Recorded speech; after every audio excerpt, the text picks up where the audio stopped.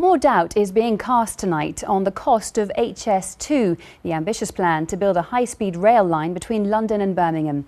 This time it comes from two London Assembly committees. They say that while they still support the scheme, they want the government to look again at the impact it'll have on the environment and London's transport system. Well, our reporter Nick Beak is at Euston Station for us now. Nick. Yeah, thanks so much, Alice. The original plan for this station was for it to be completely knocked down and a new one built as part of this high-speed project.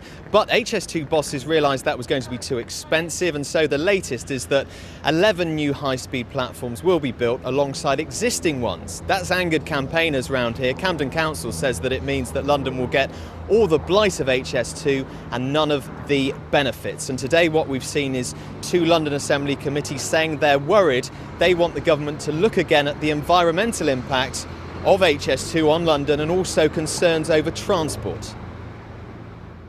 There's a particular problem that's going to happen at Euston where there'll be a real log jamming of people. The tube capacity isn't great enough to move people out of Euston fast enough. And I think the way the project has been designed to link High Speed 1 with High Speed 2 and onto Europe is a very weak link in London. Issues like poor air quality around Euston anyway. There's no doubt the High Speed 2 works will aggravate that and make it far worse. They really do need to get to terms with the mitigation and compensation for that. And similarly, noise. They intend to work during the night. Now, that's not really on for the residents. So, Nick, those are the concerns. What's the government saying?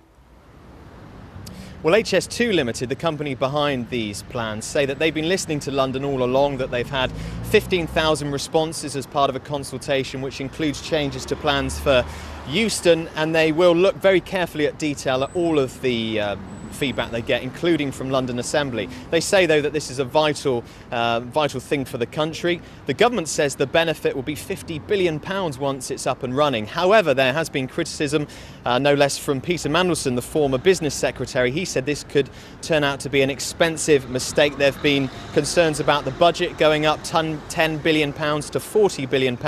Also, the National Audit Office have said that they want to see clearer proof of what the benefits will be.